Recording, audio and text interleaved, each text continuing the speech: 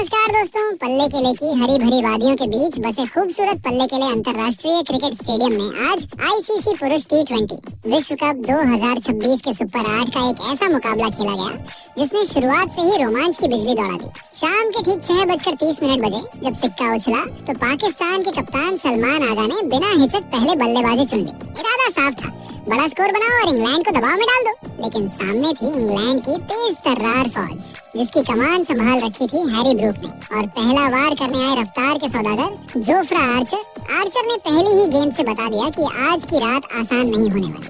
145 kilometre प्रति घंटे की रफ्तार सीधी नसों पर वार करती हुई, लेकिन पाकिस्तान के युवा और बेखौफ सैम अयूब ने भी जवाब देने में देर नहीं लगाई। चौथी गेंद पर उन्होंने बैकवर्ड पॉइंट के ऊपर से ऐसा नाजुक और निडर चौका जड़ा कि गेंद हवा चीरती हुई सीमा रेखा के पार जा गिरी और स्टेडियम तालियों से गूंज उठा।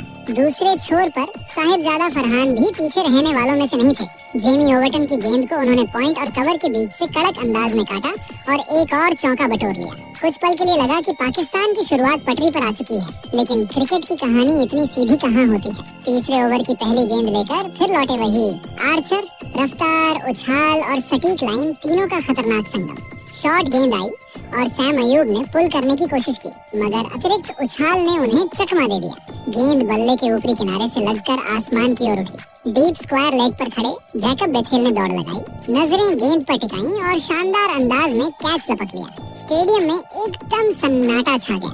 अयूब सिर्फ 7 रन बनाकर लौट गए और इंग्लैंड ने शुरुआती जंग में बढ़त बना ली। यहीं से मैच ने करवट ली। पल्ले किले की ठंडी हवा में अब तनाव घुल चुका था और यह साफ हो गया था कि आज की भिड़ंत आखिरी गेंद तक सांसें थामे रखने वाली है। इसके बाद टीम को संभालने की जिम्मेदारी कप्तान सलमान आगा ने खुद उठाई। उन्होंने क्रीज पर आते ही लियाम डोसन की गेंद पर एक शानदार चौका झड़कर दबाव को कम करने की कोशिश की, लेकिन भाग्य ने उनका साथ नहीं दिया।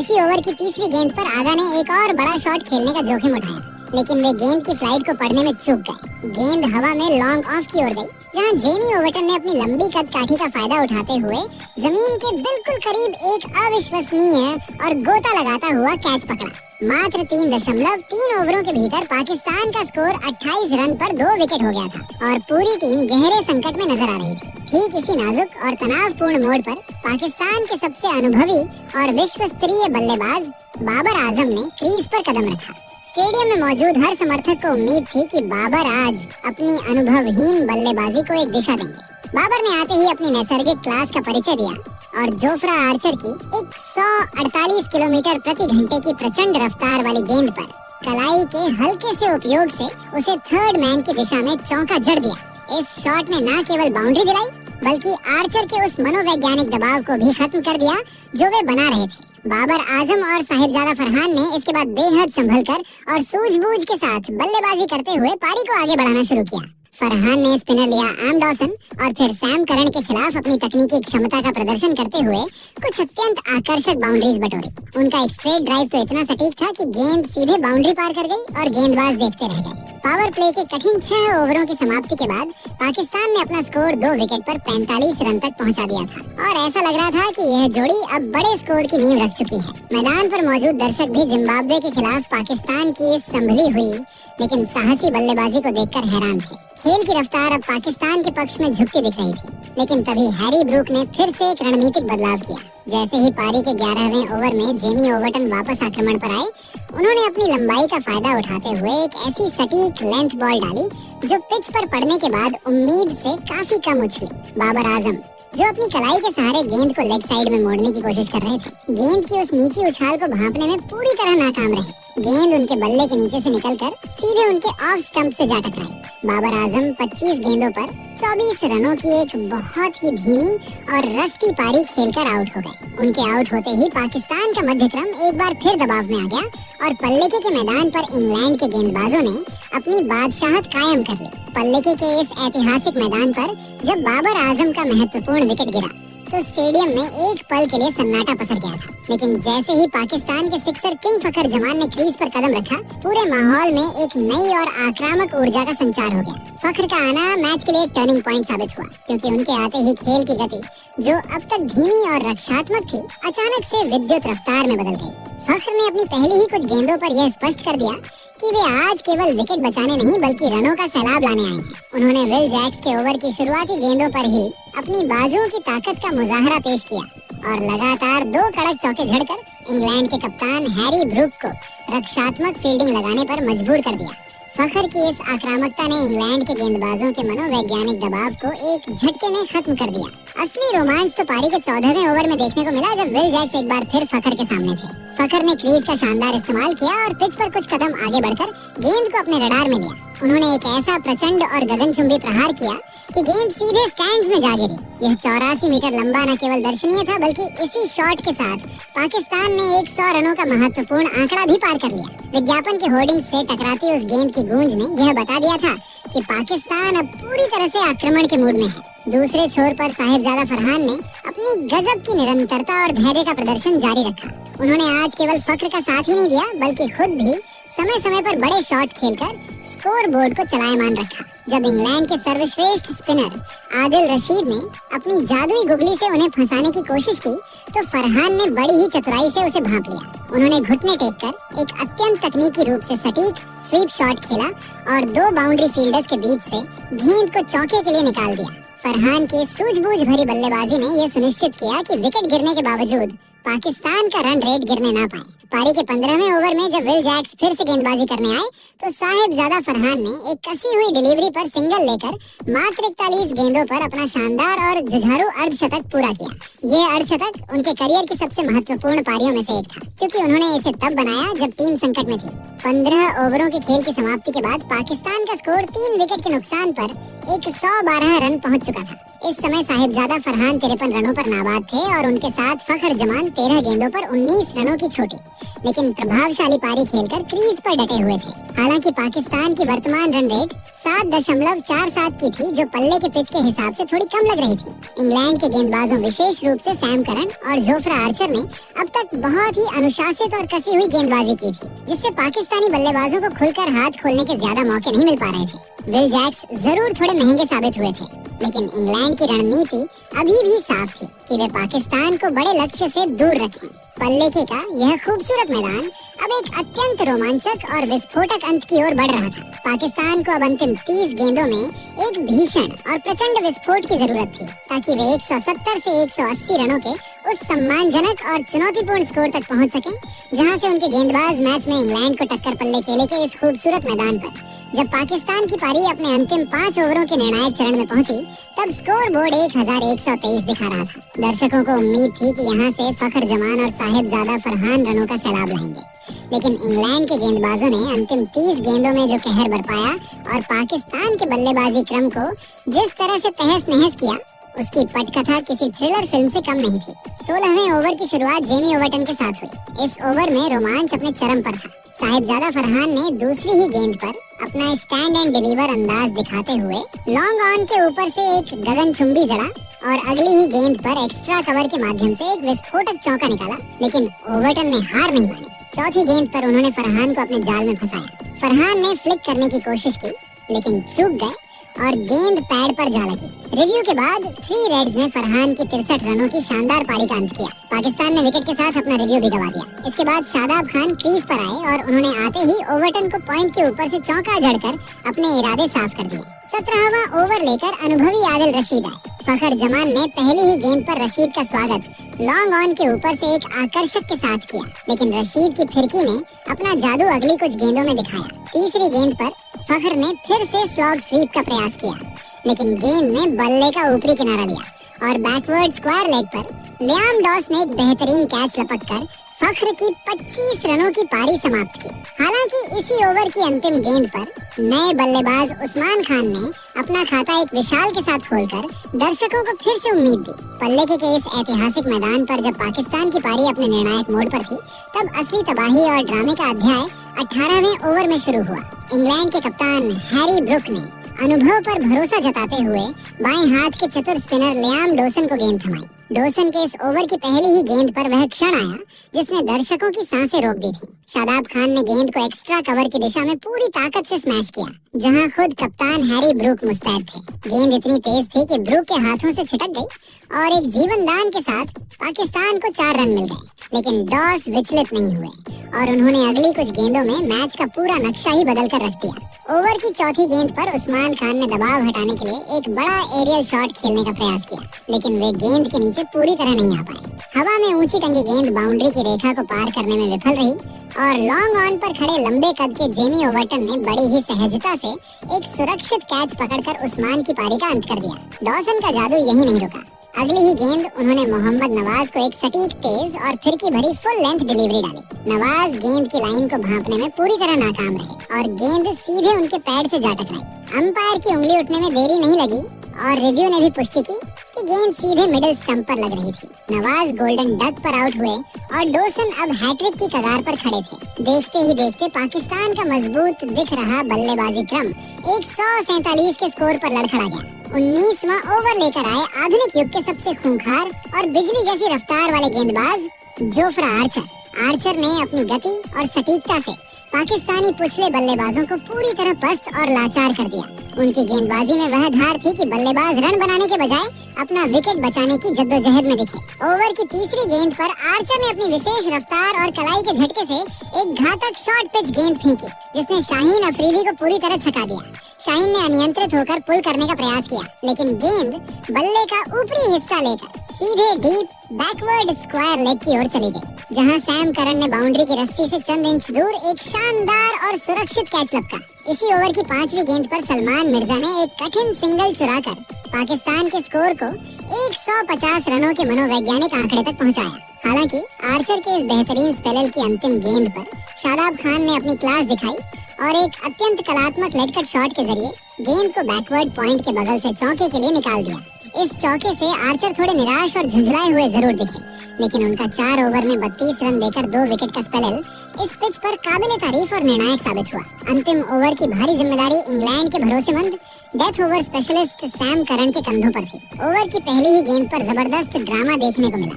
सलमान मिर्जा ने गेंद को कवर की दिशा में ड्राइव किया और एक जोखिम भरा रन लेने के लिए दौड़ पड़े। हैरी ब्रूक ने गेंद को फुर्ती से उठाया, लेकिन उनके थ्रो में वह सटीकता नहीं थी और वे स्ट्राइकर एंड पर निशाना चूक गए। सलमान मिर्जा उस वक्त क्रीज से काफी मील दूर थे, लेकिन ब्रूक की इस गलती ने उन्हें एक बड़ा जीवनदान दे दिया। इसके बाद शादाब खान ने मोर्चा संभाला और ओवर की 5वीं गेंद पर अपनी कलाइयों के जादू और शारीरिक शक्ति का प्रदर्शन करते हुए डीप स्क्वायर लेग की दिशा में एक प्रचंड और दर्शनीय चौका जड़ा। इस बाउंड्री ने पाकिस्तान के प्रशंसकों में जान फूंक दी, क्योंकि स्कोर अब 160 के पार पहुंच चुका था। लेकिन इस रोमांचक पारी का अंत किसी हाई वोल्टेज नाटकीयता के साथ हुआ। ओवर की अंतिम गेंद पर शादाब खान ने एक और रन चुराने की कोशिश की ताकि टीम के खाते में कुछ और इजाफा हो सके। उन्होंने गेंद को हल्के हाथों से धकेला और दौड़ पड़े, लेकिन वहां जैकब बेथेल और विकेटकीपर जॉस बटलर की जोड़ी ने बिजली की रफ्तार से तालमेल दिखाया। बेथेल का थ्रो सटीक था और बटलर ने गिल्लियां बिखेरने में कोई गलती नहीं की। शादाब खान 23 रनों की एक अत्यंत बहुमूल्य और जुझारू पारी खेलकर रन आउट हुए। इस तरह पाकिस्तान की पारी 164 पर 9 पर समाप्त हुई। पल्ले केले की इस पिच पर, जहां एक समय लग रहा था कि पाकिस्तान 180 के पार जाएगा, वहां इंग्लैंड के गेंदबाजों ने अंतिम ओवरों में गजब की वापसी करते हुए उन्हें एक चुनौतीपूर्ण लेकिन हासिल करने योग्य लक्ष्य पर रोक दिया। पल्ले के इस ऐतिहासिक पिच पर पाकिस्तान की पूरी पारी निर्धारित 20 ओवरों में 164 के 9 के स्कोर पर सिमट गई। पल्ले के लिए इंटरनेशनल क्रिकेट स्टेडियम की ठंडी हवा, रोशनी से जगमगाता मैदान और हजारों दर्शकों की गूंज के बीच जब इंग्लैंड की टीम 165 रनों के लक्ष्य का पीछा करने उतरी, तो किसी ने नहीं सोचा था कि शुरुआत इतनी फिल्मी और दिल धड़काने वाली होगी। गेंद थी शाहीन अफरीदी के हाथ में और सामने थे फिल सॉल्ट। पहली ही गेंद घातक आउटस्विंगर और सॉल्ट बिना पैर हिलाए शॉट खेलने चले गए। नतीजा बल्ले का किनारा और पीछे खड़े उस्मान खान ने दाईं ओर उड़ान भरते हुए ऐसा कैच लपका कि पूरा स्टेडियम सन्न रह गया। इंग्लैंड अभी संभल भी नहीं पाया था कि कप्तान जॉस बटलर भी उसी जाल में फंस गए। 2 रन बनाकर अंदरूनी किनारा और फिर से वही कहानी गेंद दस्तानों में। सिर्फ 2.5 ओवर में इंग्लैंड के 2 बड़े सितारे पवेलियन लौट चुके थे। स्कोर बोर्ड ऐसा लग रहा था जैसे किसी थ्रिलर फिल्म का डरावना सीन चल रहा हो। लेकिन तभी एंट्री हुई हैरी ब्रूक की और कहानी ने यू टर्न ले लिया। क्रीज पर आते ही ब्रूक के इरादे साफ थे, या तो मैच बदलेंगे या फिर मैच उन्हें याद रखेगा। सलमान मिर्जा के ओवर में उन्होंने 76 मीटर लंबा ऐसा छक्का जड़ा कि गेंद हवा में नहीं मानो गुस्से में उड़ रही हो। उस एक शॉट ने पाकिस्तान खेमे में हलचल मचा दी। दूसरे छोर पर जेकब बेथेल जूझ रहे थे। उन्हें एक जीवन दान भी मिला, लेकिन किस्मत ज्यादा देर साथ नहीं रही। शाहीन वापस आए और बेथेल की पारी 8 रन पर खत्म। इंग्लैंड दबाव में था, मगर ब्रूक आज किसी और ही मिशन पर थे। जब कप्तान ने स्पिन का दांव खेलते हुए मोहम्मद नवाज को गेंद थमाई तो लगा कि रफ्तार रुकेगी। हुआ उल्टा। ब्रूक ने उसी ओवर में 17 रन बटोर डाले, 2 खूबसूरत चौके और एक सीधा आसमान चीरता छक्का। हर शॉट के साथ उनका आत्मविश्वास बढ़ता जा रहा था। फिर आए शादाब खान, पाकिस्तान के भरोसेमंद लेग स्पिनर, लेकिन ब्रूक ने उन्हें भी नहीं बख्शा। साइड स्क्रीन के ऊपर प्रचंड छक्का और 28 गेंदों में अर्धशतक। शानदार शानदार और सिर्फ शानदार। बीच में सैम करान ने कुछ आकर्षक शॉट्स खेले, मगर लंबी पारी नहीं खेल सके। रहस्यमयी फिरकी के साथ उस्मान तरीक ने करण को 16 रन पर चलता किया। मैच फिर रोमांच की पटरी पर लौट आया। 12वें ओवर के बाद जब विल जैक्स मैदान में उतरे तो इंग्लैंड को तेज रफ्तार साझेदारी की जरूरत थी। जैक्स ने आते ही सलमान की शॉट और वाइड गेंद को एक्स्ट्रा कवर के ऊपर से ऐसा छक्का जड़ा कि मानो ऐलान कर दिया हो, हम अभी जिंदा हैं। अब मैदान पर सिर्फ रन नहीं बन रहे थे, बल्कि हर गेंद पर कहानी बदल रही थी। एक तरफ शाहीन की आग उगलती गेंदबाजी, दूसरी तरफ ब्रूक का तूफानी बल्ला और बीच में सांस रोक देने वाला रोमांच। पल्ले खेले की रात अब यादगार बनने की ओर बढ़ चुकी थी। दूसरी तरफ हैरी ब्रूक एक छोर पर अभेद्य दीवार और विध्वंसक बल्लेबाज की दोहरी भूमिका निभा रहे थे। उन्होंने शादाब खान और सईम अयूब के स्पिन आक्रमण को अपना प्राथमिक निशाना बनाया और बाउंड्री की रफ्तार को कम नहीं होने दिया। ब्रूक की बल्लेबाजी इस कदर आधिकारिक और बेखौफ थी कि पाकिस्तान के विश्व स्तरीय गेंदबाज अपनी लाइन, लेंथ और रणनीतियां पूरी तरह भूल चुके थे। स्टेडियम का हर कोना अब बस हैरी ब्रूक के बल्ले से निकलने वाली गूंज से सराबोर था और इंग्लैंड अब जीत की खुशबू महसूस करने लगा था। पल्ले के इंटरनेशनल क्रिकेट स्टेडियम की उस जादुई और तनावपूर्ण शाम में जब 15 ओवरों के खेल की समाप्ति हुई तो स्कोर बोर्ड पर अंकित आंकड़े साफ तौर पर यह गवाही दे रहे थे कि मैच का पलड़ा अब धीरे धीरे लेकिन मजबूती से इंग्लैंड के पक्ष में झुकता जा रहा था। इंग्लैंड का स्कोर 5 विकेट के नुकसान पर 124 रन था और मैदान के चारों ओर पसरी उमस के बीच पाकिस्तान के खिलाड़ियों के चेहरों पर पसीने के साथ साथ चिंता की लकीरें भी साफ देखी जा सकती थी। इस पूरी पारी के सबसे बड़े महानायक और इंग्लैंड की उम्मीदों के इकलौते आधार रहे उनके कप्तान हैरी ब्रूक, जो आज किसी अलग ही ग्रह के बल्लेबाज प्रतीत हो रहे थे। ब्रूक मात्र 46 गेंदों पर 85 रनों की एक ऐसी अविश्वसनीय, प्रचंड और विध्वंसक पारी खेलकर क्रीज पर डटे हुए थे जिसने आधुनिक टीवी क्रिकेट के व्याकरण को ही बदलकर रख दिया था। उनकी इस पारी में न केवल 8 करारे और नजाकत भरे चौके शामिल थे, बल्कि उन्होंने 3 ऐसे गगनचुंबी भी जड़े थे जिन्होंने गेंद को स्टेडियम की छत के करीब पहुंचा दिया था। ब्रूक की टाइमिंग और प्लेसमेंट इतनी सटीक थी कि पाकिस्तान का हर रणनीतिक दांव उनके सामने बौना साबित हो रहा था। ब्रूक के साथ दूसरे छोर पर विल जैक्स 11 रन बनाकर उनका बखूबी साथ निभा रहे थे और हालांकि जैक्स ने अभी अपनी पारी की शुरुआत ही की थी, लेकिन उनके बल्ले से निकलने वाली आवाज ने पाकिस्तान के खेमे में खतरे की घंटी बजा दी थी। समीकरण अब पूरी तरह से साफ और बेहद रोमांचक हो चुका था। इंग्लैंड को अब ऐतिहासिक जीत दर्ज करने के लिए अंतिम 29 गेंदों में मात्र 39 रनों की दरकार थी। आवश्यक रन रेट 8.07 का था, जो कि T20 क्रिकेट के आज के युग में और विशेष रूप से तब जब आपके पास सेट बल्लेबाज मौजूद हो बेहद आसान माना जाता है। हालांकि क्रिकेट अनिश्चितताओं का खेल है और पाकिस्तान ने भी आसानी से हार मानने का इरादा नहीं किया था। पाकिस्तान के लिए मिस्ट्री स्पिनर उस्मान तारिक आज एक उम्मीद की किरण बनकर उभरे थे। उन्होंने अपनी रहस्यमयी फिरकी से 2 महत्वपूर्ण विकेट छटकाकर पाकिस्तानी प्रशंसकों के दिलों में जीत की लौ को जलाए रखा था। तारीख की गेंदों ने बीच बीच में ब्रूक को भी थोड़ा परेशान किया था, लेकिन ब्रूक का क्रीज पर मौजूद होना ही पाकिस्तान के लिए इस समय सबसे बड़ा और खौफनाक खतरा बना हुआ था। जैसे जैसे सूरज ढल रहा था और फ्लड लाइट्स की रोशनी तेज हो रही थी, पल्ले के का ये खूबसूरत मैदान एक बेहद नाटकीय और ऐतिहासिक अंत की ओर बढ़ रहा था। ये मुकाबला अब अपने उस चरम बिंदु पर पहुंच चुका था जहां से कोई भी छोटी सी गलती पूरे मैच का परिणाम बदल सकती थी। एक तरफ हैरी ब्रूक का वह आग उगलता हुआ बल्ला था जो अपने शतक और टीम की जीत की ओर भूखे शेर की तरह बढ़ रहा था, तो दूसरी तरफ पाकिस्तान के खूंखार तेज गेंदबाजों शाहीन अफरीदी और जोफ्रा आर्चर जैसे महारथियों की अंतिम और निर्णायक चुनौती थी। स्टेडियम में बैठा हर एक दर्शक अपनी सीट से चिपक गया था, क्योंकि सबको पता था कि अगले 5 ओवरों में पल्ले खेले की इस धरती पर क्रिकेट के इतिहास का एक नया अध्याय लिखा जाने वाला है। क्या पाकिस्तान के गेंदबाज कोई चमत्कारिक स्पेलर डालकर मैच छीन लेंगे या हैरी ब्रुक अपनी इस विध्वंसक पारी को एक विजय अंजाम तक पहुंचाएंगे? ये सवाल हर किसी के जहन में गूंज रहा था। पल्लेकेले इंटरनेशनल क्रिकेट स्टेडियम की उस जादुई शाम में जब मुकाबला अपने सबसे नाजुक और अंतिम चरण में प्रवेश कर चुका था, तब किसी ने नहीं सोचा था कि 165 रनों का पीछा करते हुए इंग्लैंड की पारी में इतने नाटकीय मोड़ आएंगे। 15 ओवरों की समाप्ति के बाद इंग्लैंड का पलड़ा भारी था, लेकिन अगले 4.1 ओवरों में जो रोमांच और उथल पुथल देखने को मिली, उसने इस मैच को T20 विश्व कप 2026 के सबसे यादगार मुकाबलों में से एक बना दिया। 16वें ओवर की कमान मिस्ट्री स्पिनर उस्मान तारिक के हाथों में थी। इस ओवर में विल जैक्स ने अपना रौद्र रूप दिखाया। ओवर की चौथी गेंद, जो थोड़ी छोटी और लेग स्टंपर थी, उस पर जैक्स ने गहरी क्रीज का इस्तेमाल करते हुए डीप स्क्वायर लेग के ऊपर से एक शानदार और फ्लैट जड़ दिया। इसी ओवर की अंतिम गेंद पर हैरी ब्रूक ने अपनी क्लास दिखाई। एक बाहर जाती गेंद पर उन्होंने ड्राइव करने का प्रयास किया और बाहरी किनारा लेकर गेंद सीधे थर्ड मैन बाउंड्री के पार चली गई। इस चौके के साथ ब्रूक 90 के निजी स्कोर में प्रवेश कर गए और ओवर से कुल 14 रन बटोरकर इंग्लैंड को जीत के और करीब ले आए। 17वां ओवर लेकर पाकिस्तान के सबसे भरोसेमंद गेंदबाज शाहीन शाह अफरीदी आए। ये ओवर इतिहास के पन्नों में दर्ज होने वाला था। दूसरी गेंद पर विल जैक्स ने शाहीन की गति का फायदा उठाते हुए फाइन लेग की दिशा में एक बेहतरीन चौका निकाला, लेकिन सारा ध्यान कप्तान हैरी ब्रुक पर था। चौथी गेंद पर ब्रुक ने कदम निकाले और शाहीन की शॉर्ट डिलीवरी को वाइड लॉन्ग ऑफ के ऊपर से के लिए भेज दिया। इसके बाद अगली ही गेंद पर ब्रुक ने एक लेंथ गेंद को मिड ऑफ के ऊपर से चिप किया और चौका बटोरते हुए अपना ऐतिहासिक शतक मात्र 51 गेंदों में पूरा किया। पूरा स्टेडियम खड़ा होकर इस युवा कप्तान की साहसी पारी को सलाम कर रहा था, लेकिन शाहीन अफरीदी ने अगली ही गेंद पर अपनी विश्व प्रसिद्ध यॉर्कर डाली। ब्रुक ने उसे स्लाइस करने की कोशिश की, लेकिन गेंद सीधे मिडिल स्टंप पर जा लगी।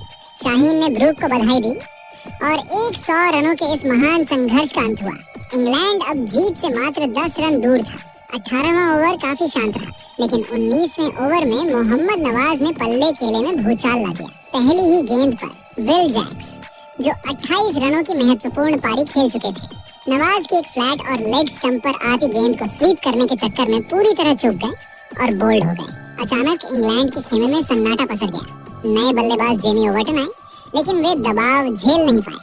ओवर की 5वीं गेंद पर ओवर्टन ने आगे बढ़कर प्रहार करना चाहा, लेकिन नवाज की लूपी गेंद ने उन्हें छका दिया और विकेट कीपर उस्मान खान ने बिजली की फुर्ती से स्टंप उड़ा दिया। अब इंग्लैंड को 7 गेंदों में 4 रनों की जरूरत थी और उनके पास मात्र 2 विकेट शेष थे। ऐसा लगने लगा था कि क्या यह मैच सुपर ओवर की ओर जा रहा है। अंतिम ओवर की पहली गेंद 19.1 फेंकने के लिए सलमान मिर्जा आए। स्ट्राइक पर थे जोफ्रा आर्चर, जिन्होंने गेंद से तो जलवा दिखाया ही था। आज बल्ले से फिनिश करने की जिम्मेदारी उनके कंधों पर थी। मिर्जा ने एक छोटी गेंद डाली, जिस पर आर्चर ने बिना किसी घबराहट के अपने बल्ले का पूरा फेस खोला और डीप मिड विकेट की दिशा में एक करारा चौका जड़ दिया। इसी के साथ इंग्लैंड ने 2 विकेट से यह सांसें रोक देने वाला मुकाबला जीत लिया। इंग्लैंड की पूरी टीम 19.1 ओवरों में 166 से 8 के स्कोर के साथ विजेता बनकर उभरी।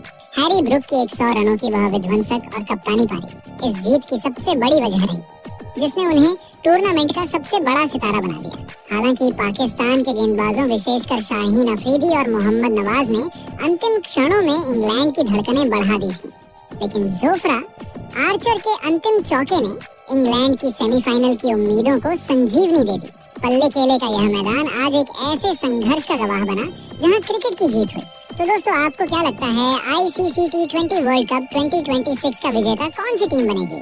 अपनी कीमती राय नीचे कमेंट बॉक्स में जरूर दीजिएगा। धन्यवाद।